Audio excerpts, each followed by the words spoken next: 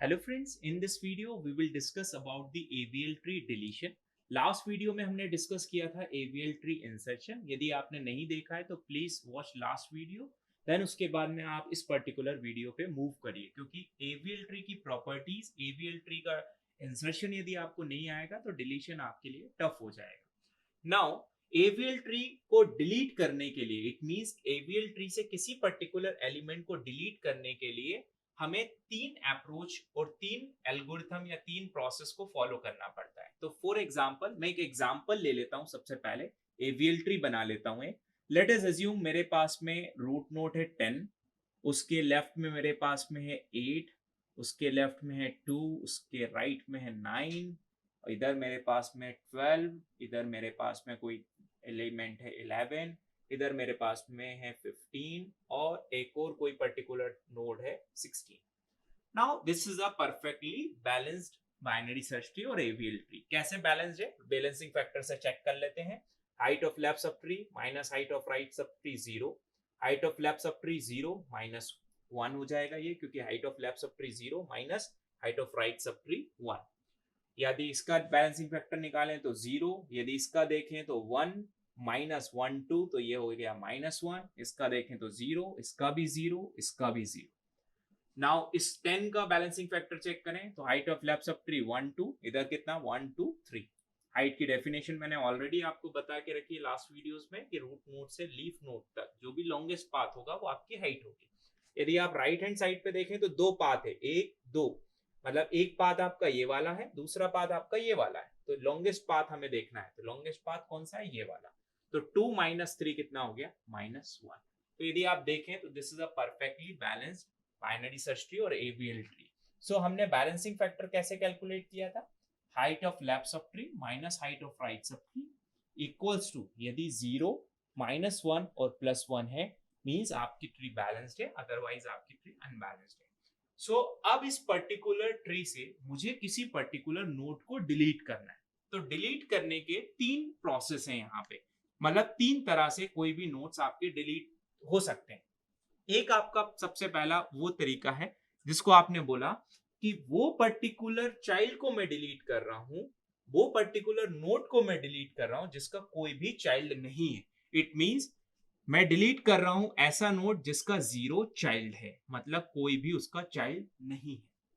तो it means यदि 0 child है तो बाय डिफॉल्ट हम क्या बोलेंगे? वो लीफ नोड है। तो कौन सा हो सकता है? 2 हो सकता है, 9 हो सकता है, 11 हो सकता है, 16 हो सकता है। Now I want to delete, ठीक है। सो डिलीट करना चाह रहा हूं मैं 16 को। जब 16 को मुझे डिलीट करना है यहां से, तो सबसे पहले मुझे 16 को सर्च करना पड़ेगा। तो 16 को सर्च किया 10 से, तो 10 से ग्रेटर है तो राइट हैंड साइड पे आ गया, 12 से भी ग्रेटर है तो राइट में आ गया, 15 से भी ग्रेटर है तो यहाँ पे आ गया। नाउ मुझे अब यहाँ पे मुझे 16 मिल गया। नाउ जब इस पर्टिकुलर नोड को मैं डिलीट करूंगा तो सबसे पहली चीज मुझे ये देखना है 16 का कोई भी चाइल्ड नहीं है, ना लेफ्ट में ना राइट में। यदि कोई भी उसका कोई चाइल्ड नहीं है तो आप इस पर्टिकुलर 16 को इजिली डिलीट कर सकते हैं according to the binary search tree. Same rule जो बाइनरी सर्च ट्री में आप डिलीशन में फॉलो कर रहे थे कि पर्टिकुलर चाइल्ड को आप डिलीट कर सकते हैं उसको जिसका कोई भी चाइल्ड नहीं है। लेकिन बाइनरी सर्च ट्री में आपको बैलेंस नहीं करना पड़ रहा था डिलीशन के बाद में। यहां पर आपको डिलीट करने के बाद में पूरी ट्री को फिर से चेक करना पड़ेगा कि कहीं वो अनबैलेंस तो नहीं हो गई। यदि ट्री अनबैलेंस्ड हो गई है तो उसको अगेन आपको बैलेंस करना पड़ेगा, ठीक है। तो ये काम AVL ट्री में आपका एक्स्ट्रा बढ़ जाता है। बाकी सिमिलर है बाइनरी सर्च ट्री के डिलीशन से। नाउ 16 को डिलीट करना है क्योंकि 16 का कोई भी चाइल्ड नहीं है, तो 16 को मैं इजिली यहां से डिलीट कर सकता हूं। तो 16 को जब हमें डिलीट करना है तो मैं इजिली यहां से 16 को डिलीट किया जा सकता है, कोई भी प्रॉब्लम नहीं। बट 16 के डिलीट होने से ये सारे बैलेंसिंग फैक्टर में भी ट्री के आपके चेंज हो जाए या ट्री आपकी अनबैलेंस हो जाए। यदि ट्री आपकी अनबैलेंस्ड हो गई तो उसको फिर से आपको बैलेंस करना पड़ेगा। बट इस पर्टिकुलर केस में 15 को डिलीट करने से ट्री आपकी बैलेंस्ड ही है, कोई भी यहाँ पे उसको इम्पैक्ट नहीं हुआ, क्योंकि 15 को यदि आप देखें तो इसके लेफ्ट में ना राइट में कोई भी चाइल्ड नहीं है तो 0 हो गया। 12 का लेफ्ट चाइल्ड 1 है, राइट चाइल्ड 1 है, तो ये भी इसका बैलेंसिंग फैक्टर 0 हो गया, तो कोई भी प्रॉब्लम नहीं हुई। नाउ अब मैं एक ऐसे नोड को डिलीट करना चाह रहा हूं, मतलब node which has one child, ठीक है, मतलब वन चाइल्ड वाला। तो एक ऐसा नोड हम डिलीट कर रहे हैं जिसका एक चाइल्ड है, ठीक। तो वन चाइल्ड वाले नोड्स इस पर्टिकुलर ट्री में अभी आप देख रहे हैं तो कोई भी नहीं है, ठीक है। मैं फॉर एग्जांपल एक और नोड यहाँ पे ऐड कर लेता हूं। लेट अस अज्यूम मैं यहाँ पे ऐड कर लेता हूँ 12, यहाँ 10 आ गया, फिर से मैं यहाँ पे कोई नोड ऐड कर लेता हूँ, लेट अस अज्यूम 20, ठीक है। तो अब इस पर्टिकुलर केस में मेरी ट्री की बैलेंसिंग फैक्टर हो गया 0, -1, और ये भी हो गया -1, और ये भी हो गया आपका -1। अगेन सिमिलर जो प्रीवियस था वैसे ही हो गया। नाउ इस पर्टिकुलर ट्री से मैं 15 को डिलीट करना चाहता हूं, मतलब एक ऐसा नोड अब मैं डिलीट कर रहा हूं जिसका एक चाइल्ड है, या तो लेफ्ट में चाइल्ड है या राइट में चाइल्ड है, कहीं पे भी कोई भी चाइल्ड हो सकता है, बट एक ही चाइल्ड होना चाहिए, हैज ओनली वन चाइल्ड, ठीक है। तो उससे क्या होगा इम्पैक्ट, तो देखिए जब आप इस पर्टिकुलर ट्री से इस 15 को डिलीट करेंगे तो 15 का जो चाइल्ड है 20, इसकी रिस्पॉन्सिबिलिटी किसी को लेना पड़ेगा, मतलब इस नोड को मुझे किसी नोड से लिंक कराना पड़ेगा, ठीक है, क्योंकि आपको किसी नोड में इसका एड्रेस तो रखना पड़ेगा ना, किसी पर्टिकुलर नोड में, तभी तो उसकी कनेक्टिविटी बनी रहेगी, अदरवाइज तो वो कनेक्टिविटी आपकी डिस्ट्रॉय हो जाएगी। तो उसके लिए हमें क्या करना पड़ेगा, इसको एक स्टोरी की तरह समझिए। ये ग्रैंड पेरेंट है, ये पेरेंट है, ये चाइल्ड है। यदि पेरेंट फॉर एग्जाम्पल पेरेंट यहां से डिलीट हो गए, ठीक है, या फैमिली से कहीं चले गए, तो इस पर्टिकुलर पेरेंट, इस पर्टिकुलर चाइल्ड की रिस्पॉन्सिबिलिटी किसकी हो जाएगी, अब ग्रैंड पेरेंट की। तो हम क्या करेंगे इस पर्टिकुलर केस में, जब आप पेरेंट को डिलीट करेंगे तो चाइल्ड नोड की रिस्पॉन्सिबिलिटी किसकी हो जाएगी, ग्रैंड पेरेंट की। तो अब आपको क्या करना है, इस पर्टिकुलर 20 के एड्रेस को अब कौन स्टोर करके रखेगा, आपका 12। तो ये होता है आपका वन चाइल्ड डिलीशन। तो यहां से जैसे ही मैं 15 को डिलीट कर दूंगा इस तरह से, तो ये 20 की जो रिस्पॉन्सिबिलिटी है, मतलब 20 किससे लिंक्ड हो जाएगा, आपका 12 से लिंक्ड हो जाएगा। अगेन सेम थिंग हमें दिमाग में रखनी है कि बाइनरी सर्च ट्री की जो प्रॉपर्टी है, ठीक है, वो प्रॉपर्टी फॉलो होना चाहिए, पहली चीज। दूसरी चीज जो बैलेंसिंग फैक्टर है वो आपका मेंटेन आपको करना है, मतलब ट्री को बैलेंस आपको रखना है। अनबैलेंस्ड है तो आपको रोटेशंस लगा के बैलेंस करनी है। नाउ ये 0, इसका बैलेंसिंग फैक्टर 0, इसका बैलेंसिंग फैक्टर 0। नाउ ये हमने दो रूल देख लिए। रूल नंबर 3 इज, मैं उस पर्टिकुलर नोड को डिलीट करना चाहता हूं जिस नोड के दो चाइल्ड हैं, मतलब लेफ्ट में भी चाइल्ड है, राइट में भी चाइल्ड है। It means rule number 3 is two child. तो दो चाइल्ड को जब मुझे इसको डिलीट करना है तो यहां पर दो एल्गोरिथम आपकी कॉल होती है। एक कहलाता है आपका, first algorithm called is in order predecessor,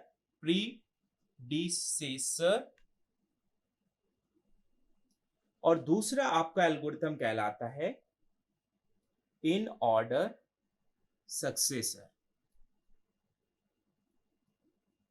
ठीक है। दो अप्रोच है, दो टेक्निक है, दो एल्गोरिथम। इन ऑर्डर प्रीडिसेसर को भी यूज कर सकते हैं आप, इन ऑर्डर सक्सेसर को भी यूज कर सकते हैं, किसी एक को यूज कर सकते हैं। मतलब मुझे अब वो पर्टिकुलर नोड को डिलीट करना है जिसके दो चाइल्ड है। तो लेट अस अज्यूम मुझे 10 को यहां से डिलीट करना है। तो 10, क्योंकि 10 के दो चाइल्ड है, लेफ्ट में भी चाइल्ड है, राइट में भी चाइल्ड है, या 8 को डिलीट करना है, किसी का भी एग्जांपल ले सकता हूं मैं, 10 का एग्जांपल ले रहा हूं। 10 को मुझे यहां से डिलीट करना है। जब 10 को यहां से डिलीट करना है, इट मींस रूट नोड पे कोई ना कोई एलिमेंट आपका आएगा। तो कौन सा एलिमेंट आ सकता है रूट नोड पर, अब वो आपके ये दो अप्रोचेस बताएंगे, in order predecessor, in order successor. In order already आपको पता है, in order, pre order, post order क्या है। इन ऑर्डर मतलब एलिमेंट्स, जब भी आप इन ऑर्डर निकालेंगे किसी भी पर्टिकुलर ट्री का, तो एलिमेंट्स ऑलवेज आपके जो है बाइनरी सर्च ट्री के केस में असेंडिंग ऑर्डर में अरेंज्ड होंगे, ठीक। नाउ दोनों चीजों को मैं दो तरह से आपको एक्सप्लेन करूंगा। सबसे पहले इन ऑर्डर प्रीडिसेसर को बताता हूं। तो एक डायरेक्ट अप्रोच क्या है, जिस भी पर्टिकुलर नोड को आप डिलीट करना चाह रहे हैं उसके एक लेफ्ट में आइए, और उसका जो भी राइट मोस्ट चाइल्ड होगा वो पर्टिकुलर क्या बन जाएगा, आपका रूट नोड बन जाएगा, पहली चीज। इसको दूसरी तरह से कैसे समझ सकते हैं कि इस पर्टिकुलर ट्री का आप इन ऑर्डर निकालिए, तो इन ऑर्डर क्या हो जाएगा इसका 2, ठीक, 8, 9, 10, 11, 12, 20, क्योंकि इन ऑर्डर क्या निकलता है आपका असेंडिंग ऑर्डर। सबसे पहले लेफ्ट को विजिट करिए, देन पेरेंट विजिट करिए, देन राइट को विजिट करिए, देन लेफ्ट पेरेंट राइट, ये चलता है आपका इन ऑर्डर। ठीक, तो इन ऑर्डर में आपका क्या था, रूट था आपका पर्टिकुलर 10। तो 10 के जस्ट बिफोर जो भी एलिमेंट आ रहा है, तो this is called the predecessor, मतलब पहले वाला। ठीक, तो 10 के पहले कौन आ रहा है आपका 9, तो 9 क्या हो गया, प्रीडिसेसर नोड। तो इस पर्टिकुलर का प्रीडिसेसर कौन हो गया, 9, तो 9 से आप रिप्लेस कर सकते हैं, पहली चीज। यदि इसी पर्टिकुलर ट्री का इन ऑर्डर सक्सेसर में निकालता, तो सक्सेसर में क्या हो जाता, इस रूट नोड के राइट वाला, तो राइट वाला क्या मिल जाता है आपको, सक्सेसर। या दूसरा तरीका क्या है, रूट नोड या जिस पर्टिकुलर नोड को आप डिलीट कर रहे हैं उसके एक राइट में आइए और लेफ्ट मोस्ट जो भी चाइल्ड होगा वो इन ऑर्डर सक्सेसर होगा। ठीक है, मतलब ये भी हो सकता था कि इसके लेफ्ट में और भी चाइल्ड होते, तो जो भी लेफ्ट मोस्ट चाइल्ड होता वो इन ऑर्डर सक्सेसर होता। या इसको इस तरह से समझिए, जो भी नोड आप डिलीट कर रहे हैं, ये 10 को डिलीट कर रहे हैं, तो राइट हैंड साइड में जो भी आपका मिनिमम चाइल्ड होगा वो इन ऑर्डर सक्सेसर होगा, और लेफ्ट हैंड साइड में जो भी आपका मैक्सिमम एलिमेंट होगा वो आपका क्या होगा, इन ऑर्डर प्रीडिसेसर होगा। ठीक है, तो अब यदि मैं इन ऑर्डर प्रीडिसेसर या सक्सेसर इसमें लगाऊं, दोनों से मैं करके आपको बता देता हूं सॉल्व। यदि इन ऑर्डर प्रीडिसेसर में यहाँ पे यूज करूं, तो प्रीडिसेसर में कौन आएगा, 9, तो 9 कहां पे आ जाएगा, मेरे पेरेंट पे, रूट नोड पे। 9 से छोटा कौन है मेरा, यदि आप देखें तो 9 से छोटा है मेरा 8, और 8 से छोटा कौन है मेरा 2। राइट में कौन चला जाएगा मेरा, राइट में जो ऑलरेडी नोट्स है 12 है और 11 है, और कौन है मेरा राइट में 20। तो ये मेरा पर्टिकुलर बन गया। ठीक है, मतलब जब मैंने ट्री से 10 को डिलीट कर दिया तो ये मेरी फाइनल ट्री बनी। अब इस फाइनल ट्री में मैं ये चेक कर लूं कि बैलेंसिंग फैक्टर, ठीक है, तो बैलेंसिंग फैक्टर अपन कैलकुलेट कर लें। तो इस पर्टिकुलर केस में इसकी बैलेंसिंग फैक्टर की बात करें तो height of left subtree minus height of right sub tree कितना हो गया आपका, यहाँ पे +1। इसका बैलेंसिंग फैक्टर देखें तो ये कितना हो गया, 0, मतलब this is a perfectly balanced binary search tree. अब यदि इन ऑर्डर सक्सेसर के रिस्पेक्ट में मैं इसको सॉल्व करता तो क्या बन जाता मेरा, 11 मेरा रूट नोड पे आ जाता, ये 11 आ गया। 11 से छोटे कौन कौन है मेरे, ठीक है, तो 11 से छोटे मेरे हैं 8, 2, और 8 से बड़ा कौन सा है मेरा 9। 11 से ग्रेटर कौन सा है मेरा 12 और 20। तो ये पर्टिकुलर केस बन जाता मेरा किसके, इन ऑर्डर सक्सेसर के थ्रू, मतलब यदि सक्सेसर को मैं यूज करता। नाउ बैलेंसिंग फैक्टर कैलकुलेट करें, 0 0 0 0, दिस इज अ -1 0, तो ये कितना हो गया 2 - 2, ये कितना हो गया 0, this is a perfect balance. अब यदि बाई चांस ऐसा होता सिचुएशन कि मेरी ट्री अनबैलेंस्ड होती, ठीक है, फॉर एग्जांपल यदि मैं किसी पर्टिकुलर नोड को डिलीट कर रहा हूं, डिलीट करने से मेरी ट्री अनबैलेंस्ड हो जाती है, तो उस पर्टिकुलर केस में आपको यह देखना पड़ेगा कि कौन सा रोटेशन आप यूज करेंगे। वो कैसे आप आइडेंटिफाई करेंगे, जिस ऑर्डर में आपने इंसर्शन किया था उसी ऑर्डर में आपको उसको डिलीशन करना पड़ेगा, उसी ऑर्डर में आपको उसको नोड्स को, रोटेशंस को यूज करना पड़ेगा। So this is all about the AVL tree deletion। यदि इसके टाइम कॉम्प्लेक्सिटी की बात करें तो किसी भी पर्टिकुलर नोड को डिलीट करने का AVL ट्री में टाइम जो लगता है वो आपका ऑर्डर ऑफ log n लगता है।